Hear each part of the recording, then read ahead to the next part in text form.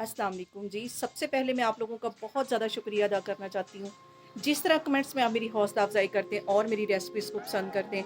आज मैं बनाने लगी हूँ गर्मियों में हर घर में बहुत पसंद किया जाने वाला आम का मुरब्बा। बहुत ईज़ी तरीके के साथ इसकी रेसिपी आपके साथ शेयर करूँगी और इस दुआ के साथ हम इसको बनाना शुरू करते हैं कि जहाँ रहें, हँसते रहें और हँसाते रहें। तो चलें जी इसे मिल के बना।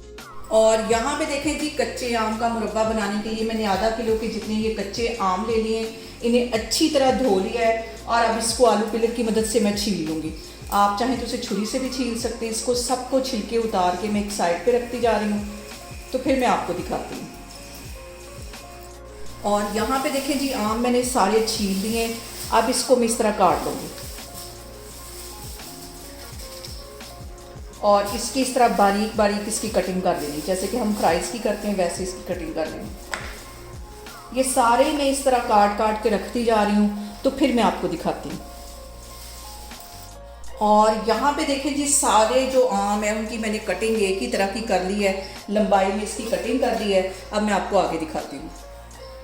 और यहाँ पे मैंने ले लिया एक सॉस पैन और उसके अंदर तकरीबन मैं डाल दूँगी 2 गिलास के जितना पानी। और चूल्हा यहाँ पे मैं ऑन कर लूँगी, जो कि सबसे ज़रूरी है। और ये जो मैंने आम काट के रखे मैं इसके अंदर डाल दूँगी और इसको 3-4 मिनट ही हम पकाएंगे तो ये अच्छी तरह पक जाएंगे। और यहाँ पे देखें जी आम को मैंने रखे हुए तकरीबन 1 मिनट हो गया है। और अब इसके अंदर मैं डाल दूँगी 1 चुटकी के करीब ऑरेंज फूड कलर। इससे जो कलर है वो बहुत खूबसूरत आएगा हमारे मुरब्बे का।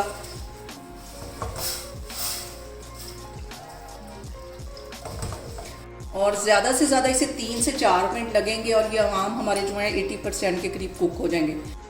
बहुत ही मज़े का, बहुत ही टेस्टी हमारा ये मुरब्बा बनेगा।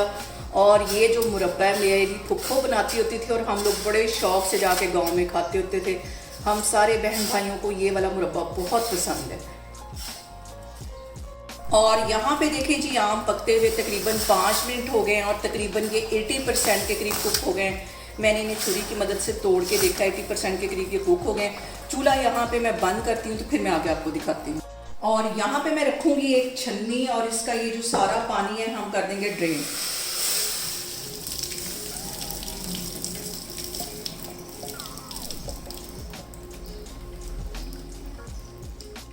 और यहाँ पे देखें जी जो आम के अंदर पानी था सारा मैंने अच्छी तरह ड्रेन कर लिया है। इसे एक मैं मोल में डाल दूँगी और इसके साथ ही तकरीबन ये आधा किलो के जितने आम थे और इसके अंदर मैं 1.5 पाव के जितनी चीनी डाल दूँगी।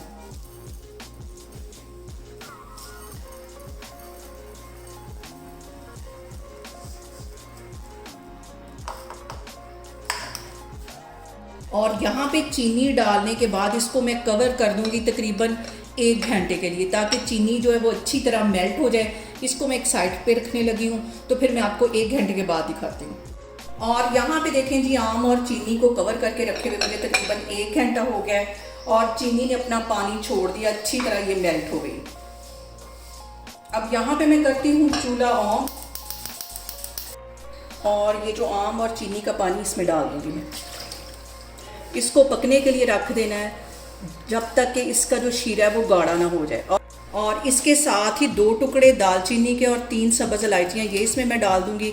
इससे जो मुरब्बे का फ्लेवर है वो बहुत मज़े का है।